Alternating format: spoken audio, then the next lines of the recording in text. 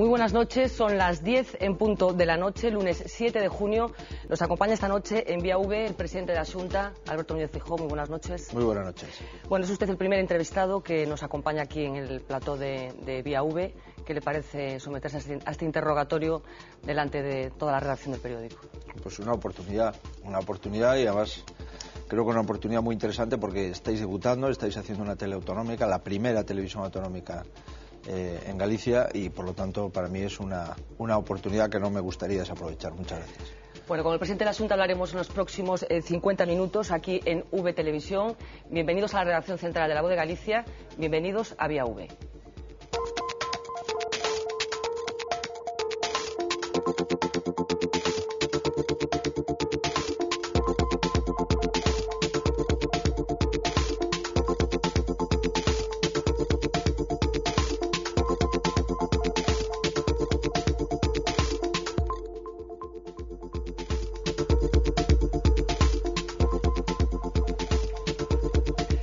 Estamos en directo, como les decía, con el presidente de la Xunta. Desde este mismo instante, todos ustedes, nuestros espectadores, pueden plantearle preguntas a Alberto Núñez Feijóo. Saben que pueden hacerlo a través de 3 vías, a través de un SMS o enviando un mensaje a nuestra dirección de correo electrónico y, si no, a nuestra página de Facebook.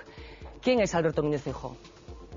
Pues un gallego que nació hace 48 años ya en un pequeño pueblo de Orense, que fue al colegio a una escuela rural y que posteriormente pues se siguió educando y formando gracias a que sus padres creían que lo más importante que se podía hacer con un hijo era educarle, y que me he dedicado a las cosas públicas a partir de los 29 años, que he seguido trabajando en el ámbito público y que hoy tengo la inmensa fortuna desde hace 13 meses de ser el presidente de Galicia. Por lo tanto, un gallego más que le gusta la política y que sus ciudadanos le han designado para presidir la Xunta durante 4 años. Ha pasado ya 13 meses, quedan 3 años y por lo tanto un gallego que intenta aceptar. Bueno, esta es la definición que hace de sí mismo, a ver si se ve representado en este perfil que hemos elaborado aquí en Vía V. Muy bien.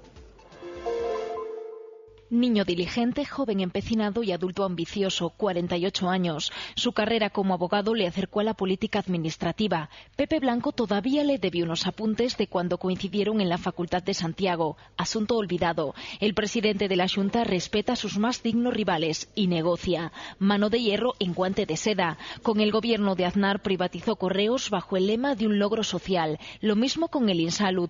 Como presidente de la Xunta construirá 2 hospitales en Vigo y Pontevedra con capital privado, un modelo de gestión que siempre le ha funcionado. Hombre de derecha, se reconoce votante de Felipe González, un doble juego por el que sus adversarios le han tachado de hipócrita. Él sabe que en el centro está el mejor nicho de mercado para un político, a nivel autonómico y nacional. Líder nato, conoce el poder de la seducción, buenas palabras, cortesía y cercanía. Así negocia sus objetivos y recauda intenciones de voto. Cuestión de carácter o estrategia política. ¿Carácter o estrategia política? ¿Es un buen estratega usted?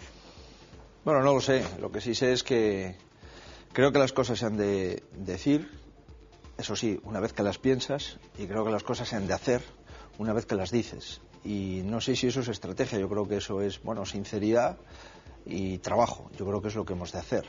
Los políticos tienen que ser sinceros y decirle a la gente lo que van a hacer y después hacerlo. Vamos a ir a lo concreto. Mañana hay huelga de funcionarios. ¿Apoya usted esta convocatoria? Mire, yo creo que las huelgas es un fracaso de una negociación.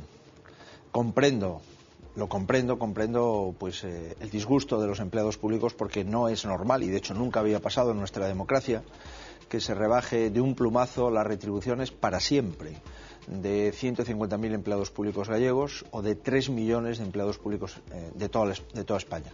Pero en el momento en el que estamos viviendo, en el momento de profunda depresión económica en la que está la economía española, creo que la huelga no es buena, ni para los que hacen la huelga ni para los servicios públicos. Por lo tanto, yo, en este caso, no me parece que la huelga sea la mejor salida para solucionar los problemas de España y, por supuesto, los problemas de Galicia.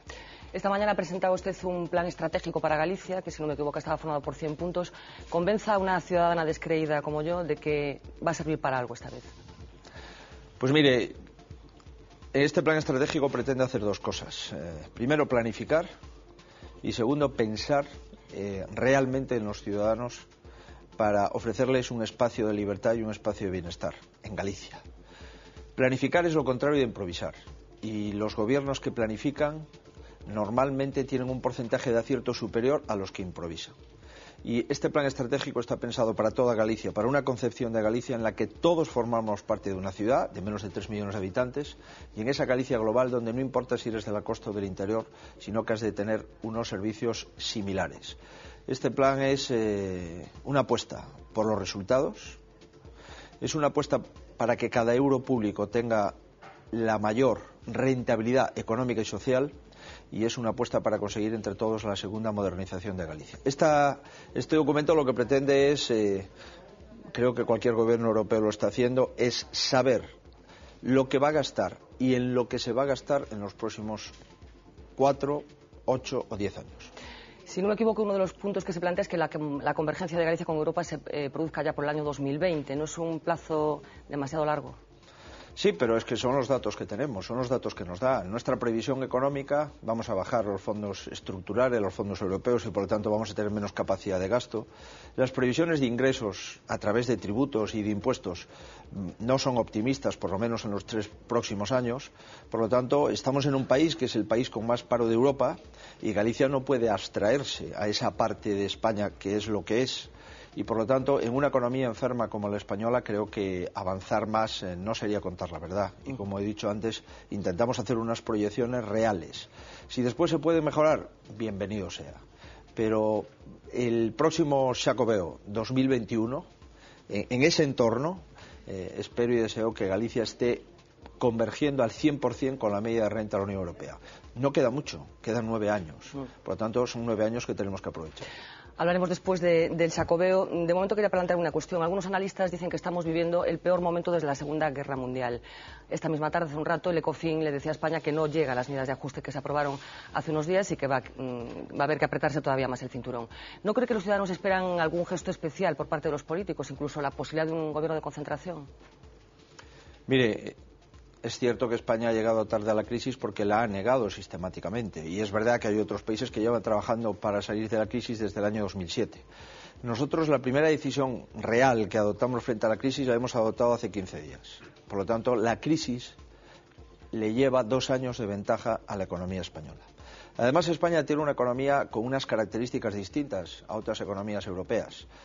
Tenemos un fuerte componente de la construcción, tenemos una gran dependencia energética, y nuestra competitividad es una competitividad baja desde el punto de vista de salarios y de producción. Por lo tanto, España, que lleva 2 años retrasada su salida, o al menos las propuestas para salir de la crisis, lo cierto es que lo estamos pasando peor. Y por eso el Ecofin le ha dicho al Gobierno de España lo que ha de hacer, y se lo va a seguir diciendo. Y por eso, cuando hemos dicho que la economía española está intervenida, no estábamos exagerando, estábamos diciendo la verdad. Lo cierto es que en este momento sería razonable que el Gobierno de España estuviese en una mesa con el principal partido de la oposición concretando medidas. De momento ni hemos sido llamados, ni nos han hecho ninguna propuesta. Es más, una semana antes de adoptar esas medidas, el líder de la oposición le propuso en Moncloa al presidente del Gobierno la necesidad de ajustar el déficit público. Ese día le dijo que no era necesario ajustarlo. Una semana después adopta unas medidas muy difíciles de entender por los ciudadanos. Recortar los salarios de los empleados públicos un 5%, congelar las pensiones, que en la práctica viene a suponer disminuir las pensiones para 8 millones de ciudadanos, y un recorte de 6.000 millones de euros de inversión, que eso supone menos crecimiento económico y más paro.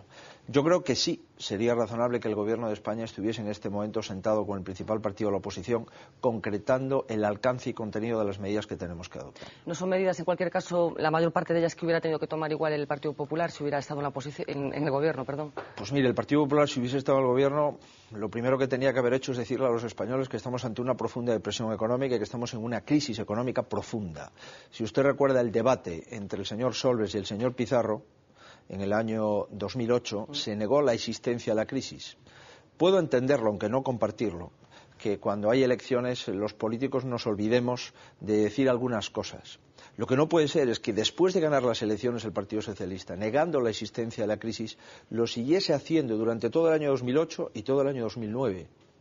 Por lo tanto, lo que haría el Partido Popular si hubiese obtenido la confianza de los ciudadanos en el año 2008 hubiese sido, primero, hacer un gran plan de austeridad, reducir el número de ministerios de una forma importante, reducir los gastos innecesarios que están de alguna forma cuantificados en 3.000 millones de euros, y una vez que se da ejemplo, y una vez que el Gobierno hace un profundo plan de austeridad, y una vez que el Gobierno no gasta 14.000 millones de euros en el conocido Plan E, que ha consistido en ampliar las aceras, en hacer jardines o en hacer parques, bueno, pues si no se toman todas esas medidas, que no parecen razonables, probablemente el esfuerzo para reducir el déficit público sería menor. Pero lo cierto y verdad es que desde el primer día de gobierno hubiésemos adoptado las medidas anticrisis y probablemente hoy estaríamos en una situación francamente mejor. Hablaba antes de elecciones, hace 13 meses, un poco más, justo antes de ganar esas elecciones autonómicas en Galicia, usted presentó un contrato con Galicia de 14 puntos. Vamos a repasar algunos de los puntos que forman parte de aquel contrato. El primero decía que su objetivo va a ser combatir el paro, que va a ser la máxima prioridad de su gobierno. Parece que de momento su objetivo está bastante lejos. En estos momentos hay 220.000 gallegos sin empleo. ¿Qué les diría a esos 220.000 gallegos que hace 13 meses usted pretendía que tuvieran trabajo? Pues les diría primero que es la primera prioridad del Gobierno de la Xunta. Los 220.000 gallegos es nuestra primera prioridad. Les diría que no hay ninguna disculpa que podamos dar porque una persona que está en paro no encuentra ninguna justificación para la misma. Les diría, porque es verdad, que estos gallegos están en el país que fabrica más parados de Europa y por lo tanto tenemos unas especiales dificultades para solucionar problemas cuando el conjunto en el que pertenecemos tiene el mayor problema de Europa en la destrucción de empleo. Les diría que el porcentaje de paro en España es el doble que la Unión Europea y les diría una cosa, que en el último año del gobierno anterior el porcentaje de paro subió el 31% y que el primer año de este gobierno el porcentaje de paro subió el 10%. Le diría, por lo tanto, que estamos ante un grave problema, pero creo que este problema se está, aligerando, o al menos ha pasado de una grave enfermedad a una enfermedad, simplemente, sin esa gravedad, y que creo que al final de la legislatura empezaremos a crear empleo neto. Y también les diría una cosa, que todas las políticas económicas de la Xunta están orientadas a mantener el empleo. Otro de los puntos de esa lista, de ese contrato con Galicia, era la lengua. ¿Qué nivel de preocupación tiene en estos momentos con respecto a la lengua? Pues mire, el nivel de preocupación del Gobierno con respecto a la lengua es la satisfacción del deber cumplido. Por supuesto, hay sectores de la sociedad que no han entendido nuestra política lingüística, otros que no la han querido entender y otros que no la van a entender porque no están de acuerdo. Pero nuestro compromiso era el del bilingüismo, el bilingüismo cordial, que consiste exclusivamente en algo tan elemental como es llevar a las aulas el bilingüismo cordial de las calles, de los pueblos, de las ciudades. El que usted y yo podamos hacer esta entrevista en castellano o podamos hacerla en gallego. El que, en definitiva, los alumnos puedan dirigirse al profesor en gallego o castellano, puedan hacer los exámenes en gallego o en castellano y eso sí, el 50% de las asignaturas se enseñen en los centros de enseñanza en Galicia en gallego y el otro 50% en castellano. Y ambicionar una tercera lengua, el inglés. Por lo tanto, hemos dicho que buscaríamos un equilibrio entre las lenguas, una igualdad entre las lenguas y buscando una libertad. Solamente conociendo los dos idiomas seremos libres para elegir uno de ellos. Y que, por supuesto, vamos a mantener el equilibrio lingüístico y ambicionar, poco a poco, con medidas efectivas y medidas concretas, cada vez mayor porcentaje de asignaturas que se den en inglés. Y creo que este es el gran problema de Galicia. El problema de Galicia no es la pelea entre el gallego y el castellano. El problema de Galicia es el conocimiento del inglés. Y eso es como yo lo veo y como estamos intentando hacer. El Consejo Consultivo acaba de ver indicios de ilegalidad en una de las partes del decreto, que es esa consulta a los padres. ¿Se ha arrepentido de esa concesión quizás a su electorado, esa concesión que hizo durante la campaña electoral de consultar a los padres ese detalle? Pues mire, no. Creo que los padres tienen el derecho y en consecuencia el deber de la corresponsabilidad en la educación de sus hijos. Y creo que la enseñanza no es solamente de las administraciones públicas o de los profesores. La casa, la familia, es una parte de la enseñanza. Y de la misma forma que le pedimos a los padres responsabilidad en la educación de sus hijos, también le tenemos que dar determinados derechos para poder participar activamente en esa educación. Y me parece algo tan elemental como que los padres digan, mire, si la propuesta de la Administración es que las asignaturas, para entendernos, de letras se den en gallego y las asignaturas de ciencias se den en castellano, yo como padre puedo estar de acuerdo con eso o preferiría a la inversa. Y creo que el consultar no es nada en contra de los padres ni de los derechos civiles de nadie, al contrario. Por lo tanto, pasa que si convertimos a los padres en delegados, digamos, de la educación que quieren para sus hijos, a lo mejor nos metemos en un problema, ¿no? Pero yo creo que los padres tienen los mismos derechos que el gobierno. Yo creo que el señor Núñez Feijóo no puede decidir en qué asignatura se da una lengua y en qué asignatura se da otra. Sí debemos de hacer la propuesta, sí debemos de tener un criterio pedagógico, pero si la inmensa mayoría de los padres en un aula opinan de otra forma, ¿por qué le hemos de tener miedo a lo que opinen los padres? Siempre, eso sí, que se establezca un sistema en el que hay un equilibrio lingüístico y en el que unas asignaturas, 50 de las mismas se den en gallego o 50 en castellano. Pero la alteración de si son unas en gallego u otras en castellano, ¿por qué no podemos consultar a los padres? Hay sentencias ya del Tribunal Supremo donde acreditan que la lengua, para aprender a leer y escribir, le corresponde a los padres el decidirla. Pues si esa sentencia el Supremo lo acredita, estoy convencido que cuando hagamos una ley en el Parlamento, también los padres gallegos podrán ser consultados. Le puedo asegurar que todas las comunidades bilingües están viendo con mucho interés el modelo que estamos aplicando en Galicia. Y el Endacari vasco acaba de decir algo muy semejante a lo que hemos dicho nosotros. Euskera y castellano de la mano y el conocimiento paulatino del inglés. Probablemente eso se dice en Euskadi por un representante del Partido Socialista y se ve que es una medida interesante y sin embargo si se dice en Galicia pues a lo mejor la vemos menos interesante. Yo creo en el equilibrio lingüístico y en el conocimiento paulatino del inglés. Otro de sus compromisos era garantizar el acceso a guarderías públicas de los padres gallegos. Estamos bastante lejos de conseguir ese objetivo todavía. Sin duda, pero estamos 1.200 plazas menos lejos, que son las que hemos creado en los últimos 13 meses. Y tenemos que llegar a 4.500 nuevas plazas en el 2013. Por lo tanto, a pesar de la restricción económica, a pesar de la bajada de los ingresos del Estado y de los ingresos de la Xunta, a pesar de los ajustes presupuestarios, estamos cumpliendo nuestro programa social y hemos creado 1.200 plazas de guarderías en 13 meses y seguimos ambicionando las 4.500 nuevas plazas de guarderías hasta el año 2013. Vamos a cambiar de asunto. Hablaba antes del Xacobeo. Según Tour España, es el primer producto cultural de España. ¿Está funcionando como debería este Xacobeo? Pues mire, a pesar de la crisis económica, que no es necesario describirla, y es cierto que durante los 80 primeros días del año, la verdad es que las condiciones climatológicas fueron muy adversas, lo cierto es que estamos rompiendo todos los récords, tanto los del año 2009 o 2008, como los del Xacobeo último, el año 2004. Estamos con un casi 7% más de pernoctas que en el Xacobeo del año 2004 y tenemos un incremento de pernoctas y de viajeros que han pasado noche en establecimientos hoteleros casi el doble que España. Y espero, y estoy convencido, que los meses que nos quedan hasta que finalice el año serán mejores que el primer cuatrimestre del año 2010. A pesar de eso, como digo, el primer cuatrimestre del año 10 ha sido mejor, el doble mejor en pernoctaciones y el número de viajeros que el resto de España, y el número de peregrinos. Tenemos un 15% más, un 20% más, de peregrinos que han llegado a Compostela haciendo el camino andando. Bueno, la presencia del Xacobeo en Santiago de Compostela es evidente, pero nosotros hemos hecho un test, nos hemos ido a las calles de A Coruña para ver si los coruñeses perciben con la misma intensidad este fenómeno. Es lo que nos han dicho. Los mejores conciertos siempre en Santiago y en Vigo. Aquí parece que no hay heavies, ni rockeros, ni punkis, ni absolutamente nada más. La verdad es que yo no lo veo. En Santiago se ve actividad, yo trabajo allí y sí se ve. En Coruña no, la verdad es que no me percibo. Un poco flojo, yo creo, ¿no? Podían haberse esforzado un poco más. En Coruña no tanto, en Santiago, no sé, yo creo que sí que hay bastantes cosas. Lo único que yo salvaría sería el sonar. Que debería de estar más repartido. Todas somos ciudades de Galicia, ¿no? Yo creo que es una cosa que le toca más a Santiago.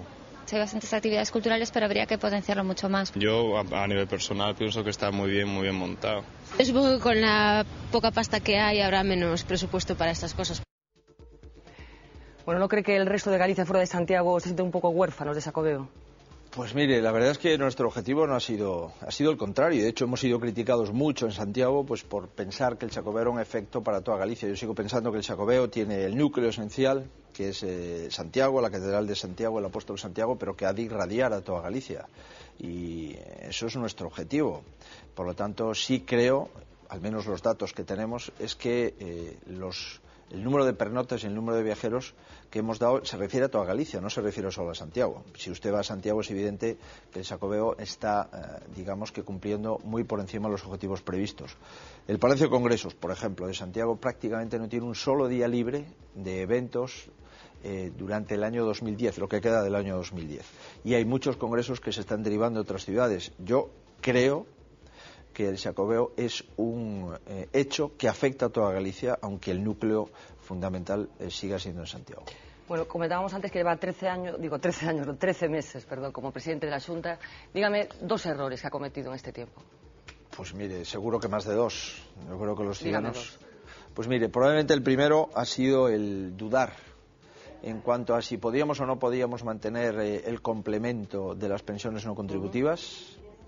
Y el segundo lo cometo constantemente, que es no explicar bien lo que queremos hacer. Pero fíjese, hemos dudado de mantener o no el complemento de las pensiones no contributivas y en este momento pues lo que se duda en España pues es de mantener el salario de todos los empleados públicos, de congelar las pensiones de todos los pensionistas. Por lo tanto, esa duda que mantuvimos pues era una duda que tenía una cierta justificación. Pero lo cierto es que tenemos que explicar mejor las cosas que hacemos. Y lo cierto es que Galicia hoy, en mi opinión, tiene una mayor confianza en su gobierno de lo que lo tenía hace unos años, tan solo hace 1 año y medio. Y eso probablemente lo tenemos que explicar mucho mejor. Insisto, ¿cuál ha sido su mayor frustración como presidente? Aquella cosa que hace 13 meses pensaba que era posible hacer y que hoy se da cuenta de que no. Mire, la mayor frustración como presidente hubiera sido no conseguir la fusión de las cajas gallegas. No tenga usted la menor duda. Ahí, como en casi todo, uno de mis defectos es decir lo que pienso. Y a veces incluso ir más allá y defenderlo con excesiva pasión, entre comillas, desde el punto de vista de lo que se entiende tradicionalmente como riesgo de un político. La fusión de las cajas la hemos conseguido. Es necesario ahora finalizar el protocolo, utilizar las ayudas FROP, utilizar las sinergias y hacer una gran caja, pero digamos que lo que dependía del gobierno de la Xunta, a pesar de todas las dificultades que nos planteó el gobierno del Estado, incluyendo el recurso de inconstitucionalidad, en mi opinión, manifiestamente injusto sobre la ley gallega, a pesar prácticamente de quedarnos sin herramientas, hemos conseguido plasmar una ambición del pueblo gallego, que es tener una caja única. Y probablemente si usted me dijese, oiga, ¿y usted qué le pareció que sería más sencillo? Mire, me pareció que sería más sencillo algo de sentido común. Y es no manipular, no tergiversar y no mentir sobre el idioma gallego. Lamentablemente llevamos 4 manifestaciones preventivas sobre el idioma gallego, pero eso será responsabilidad del que lo hace. Yo seguiré defendiendo la lengua gallega, seguiré dando libertad en la que al gobierno le corresponde para hablar en cualquiera de los 2 idiomas, y seguiremos insistiendo a todos los ciudadanos gallegos que las generaciones que nos sucedan tienen que conocer el inglés, además del gallego y el castellano. Pasan 23 minutos de la noche, 23 minutos de las 10 de la noche. Seguimos en directo con el presidente de la Xunta, con Alberto Núñez Feijóo. Unos minutos para publicidad y regresamos aquí en Vía V.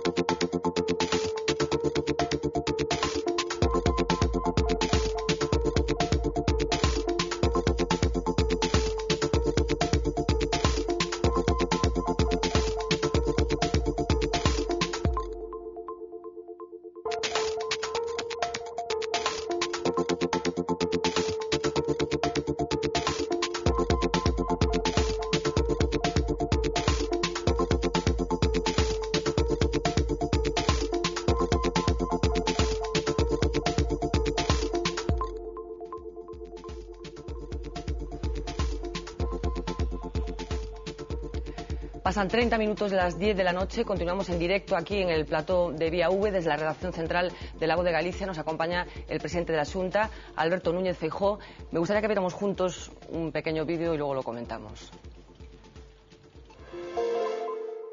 Yo hoy soy un invitado de don Mauro y de don José Luis, y por lo tanto son ellos los únicos que tienen que hablar aquí.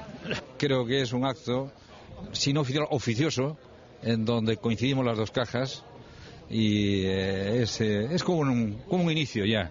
Se va avanzando. El 14 se llega a la fecha. Bueno, estas imágenes, esta escena se producía la semana pasada en Vigo, pasa por ser el primer acto oficial en el que comparecían los máximos representantes de las dos cajas gallegas. Dígame la verdad, ¿temió en algún momento de todo este proceso que esta imagen nunca llegara a producirse? Sí, ciertamente. Lo temí porque también hay que ser prudente en toda la vida, ¿no? Y en política más, ¿no? Por eso mismo probablemente pues haya trabajado quizás un poco más, y por eso precisamente me haya volcado un poco más en este proyecto, porque entendía que esta imagen pues era una imagen que Galicia necesitaba, que su estructura económica, que su estructura social, que la autoestima de Galicia la necesitaba, y que era una palanca pues para salir de la crisis. Pero sí, hubo riesgo evidentemente de que esa fusión no pudiera realizarse. ¿Sigue habiendo riesgos? ¿Está en condiciones de garantizar que esa fusión llegará a buen puerto? Yo lo que estoy en condiciones de garantizar es que las cajas han adoptado en sus consejos de administración por unanimidad la fusión paritaria y equilibrada de las dos cajas para convertirla en una única gran caja gallega. Y eso lo hemos visto todos, lo hemos conocido todos, ¿no? Por lo tanto, sería absolutamente sorprendente que después de que el Consejo lo apruebe, los directivos no sigan las instrucciones del Consejo. Por lo tanto, no entra en el campo de posibilidades que maneja el Gobierno gallego cualquier circunstancia que no sea la fusión inmediata en este mes de junio de las cajas gallegas, y que no sea otra cosa que esa creación por fusión y por integración de negocios de las dos cajas en una única caja. Me gustaría compartir con usted otra imagen más, unas declaraciones que aparecían publicadas en La Voz de Galicia el 17 de julio del 2009. Vamos a recordarlas y escuchar a su protagonista. Si se fusionan Caixa Nova y Caixa Galicia, tendrán que cerrar un porrón de sucursales y poner en la calle a muchísima gente, porque en la misma acera tienen sucursales las dos, y en cambio, si se fusionan con una caja de Baleares o Canarias, no tendrán que cerrar sucursales ni poner a gente en la calle. Estas declaraciones las hacía el presidente nacional del Partido Popular, Mariano Rajoy, como decía, el 17 de julio del año 2009. ¿Se sintió acompañado desde el principio por los responsables de su partido en Madrid? Pues mire, lo importante es cómo acaban las cosas, no cómo empiezan. Inicialmente el diseño de cajas era un diseño distinto a las fusiones de las comunidades autónomas, pero hemos empezado a ver, como siempre, la España asimétrica. La España asimétrica es aquella en la que Cataluña iba a tener cajas y Andalucía iba a tener cajas, y automáticamente el escenario, como no puede ser de otra forma, tuvo que cambiar. Y yo creo que ese escenario fue el que le llevó al presidente de mi partido, a Mariano Rajoy, no solamente a apoyar la fusión de las cajas gallegas, sino a llevar este asunto en la agenda a la reunión de Moncloa. Y creo que eso es lo importante. Y le puedo asegurar que Mariano Rajoy ha sido determinante para conseguir la fusión de las cajas. Ha sido el político a nivel nacional que más ha trabajado por la fusión de las cajas. Y yo se lo agradezco mucho. ¿Ha sido todo el mundo leal en este proceso? Bueno, eso forma parte de la historia. Pero creo que lo que ha sido leal ha sido Galicia. Hay mucha letra pequeña que escribe. Claro, hay letra pequeña, hay anécdotas, hay comentarios, pero quien ha sido leal ha sido Galicia. Quien no ha sido leal ha sido algunos políticos que han utilizado las cajas para erosionar al gobierno gallego, y algunos políticos que hacían una cosa y que decían una cosa y hacían la contraria. Si tuviera que poner una nota a su gobierno, ¿qué nota le pondría? A ver, usted, yo eso no lo voy a hacer, porque usted se puede imaginar que algo en el que participo y al que dedico todo mi esfuerzo, todo el horario y todas mis energías, no sería objetivo puntuando al gobierno gallego. Pero lo que veo en la calle, la gente que me da la mano, o la gente que me mira a los ojos, o la gente que me saluda, me llena de satisfacción y me da la sensación que esa gente aprobaría claramente al gobierno gallego. Si tuviera que volver a elegir gobierno, ¿elegiría a todos y cada uno de los consejeros otra vez?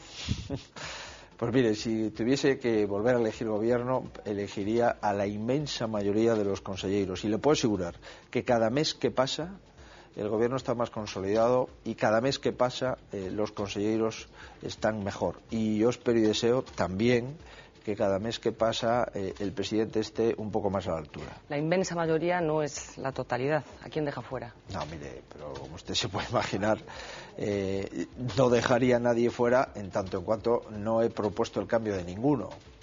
Lo cierto es que no es fácil aterrizar en una pista de hielo.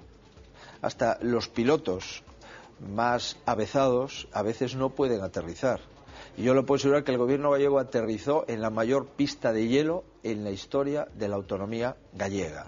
En los 30 años de autonomía nunca un gobierno aterrizó en una turbulencia económica como la que hemos aterrizado, en una Xunta de Galicia acostumbrada a tener el doble de estructura directiva de la que tenemos hoy y a una Xunta de Galicia acostumbrada a gastar 600 millones de euros más, 100.000 millones de pesetas, más de lo que está gastando el actual gobierno. Creo que es muy difícil aterrizar en estas condiciones. Y si además hemos tenido en la agenda durante el primer año no solamente la reducción del 50% de los miembros del gobierno desde el punto de vista de altos cargos, no solamente tener que negociar de una forma desleal la financiación autonómica, no solamente tener recurrida la ley que nos permitía la fusión de las cajas, sino tener que negociar también la fusión de las cajas. Bueno, si todo esto lo hemos tenido que hacer el primer año y hacer frente a la mayor crisis económica que recordamos, como usted decía, desde la Segunda Guerra Mundial, le puedo asegurar que no ha sido fácil el año de gobierno. Bueno, aterrizó también con una oposición, digamos, en construcción, con dos líderes en construcción. ¿Cuál es su relación con los dos partidos con representación en el Parlamento? Pues mire, he aterrizado con una oposición semejante a lo que aterrizaría el gobierno anterior con la oposición nuestra, ¿no? Éramos un partido que había ganado las elecciones, pero se había quedado fuera del gobierno después de 16 años, y éramos un partido que estaba cambiando de líder y que hicimos un congreso abierto donde nos presentamos 4 y a partir de ahí salió el nuevo presidente del partido. Esas cosas las pudieron hacer los que están ahora en la oposición. Sin embargo, decidieron, probablemente, en mi opinión, de una forma precipitada, elegir a sus líderes. Pero eso es una cuestión suya.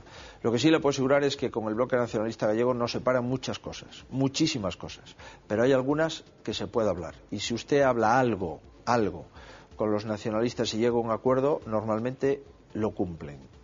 Y el Partido Socialista tenemos un problema, y es que es muy difícil hablar con el Partido Socialista y mucho más difícil después de hablar que cumpla sus compromisos. Pero estoy esperanzado en que esto no sea así durante la legislatura.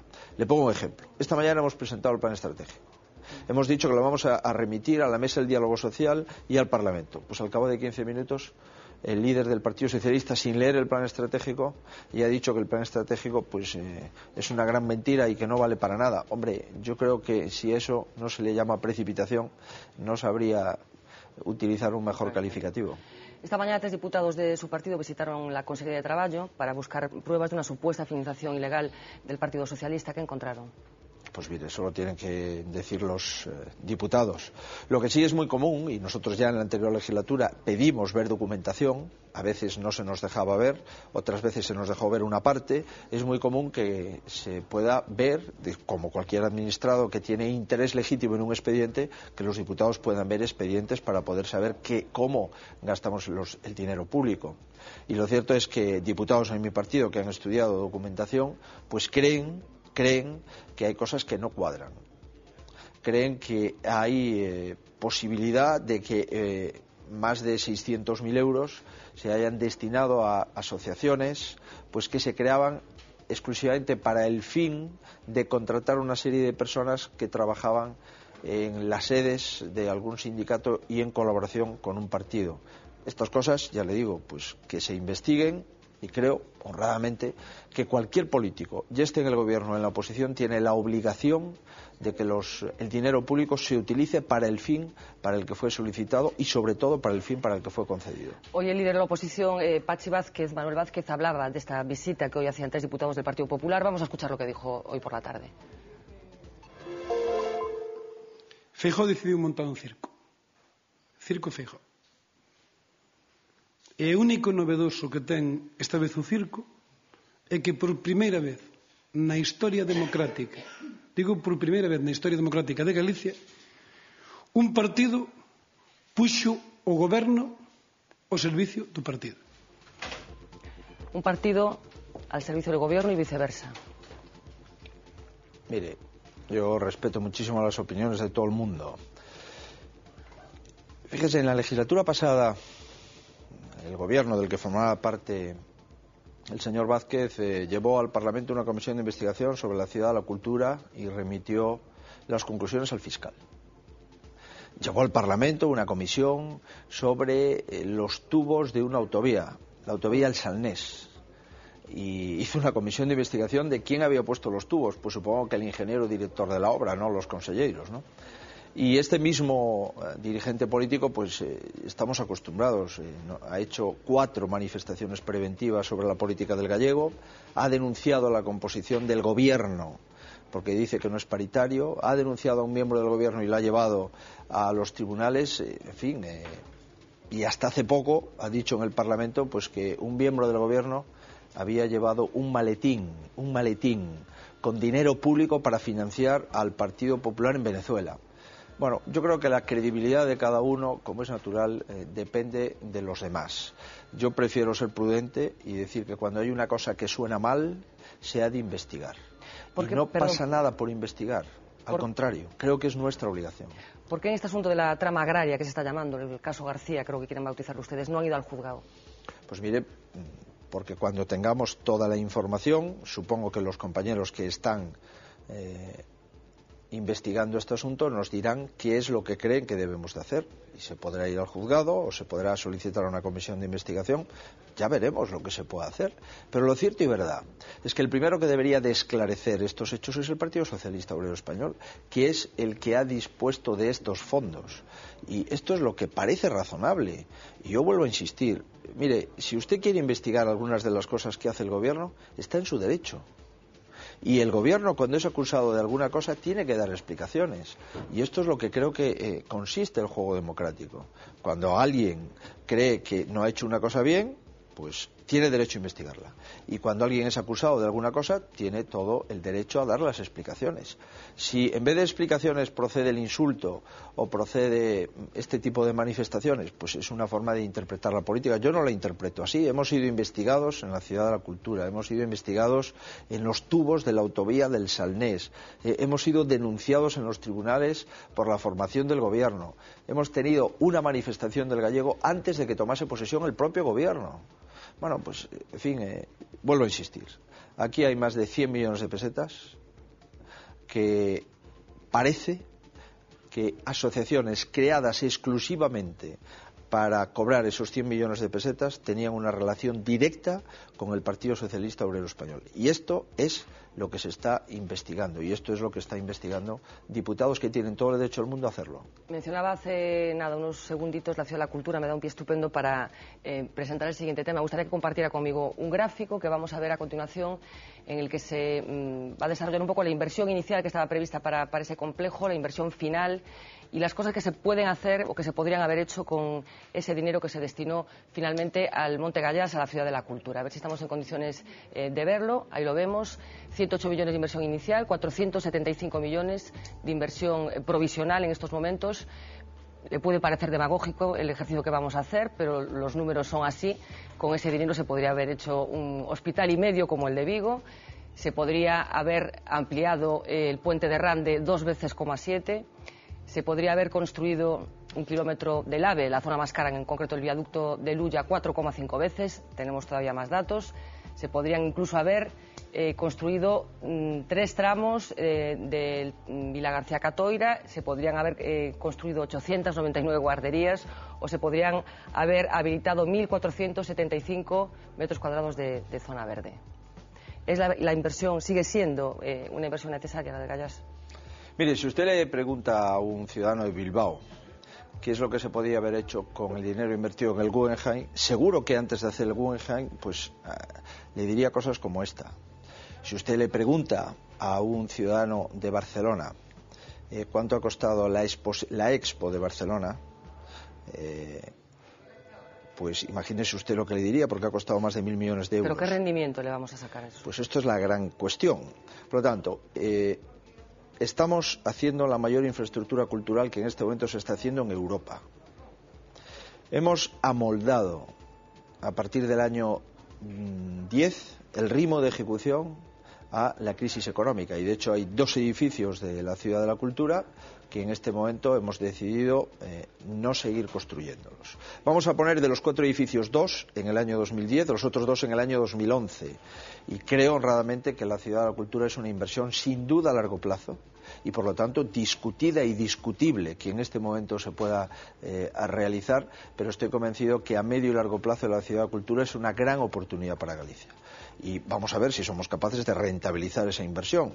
Pero lo que sí le puedo asegurar es que todas las grandes infraestructuras culturales, me estoy acordando de la Expo de Zaragoza. ¿Usted qué ha quedado de la Expo de Zaragoza? ¿O qué ha quedado del Foro de las Culturas de Cataluña?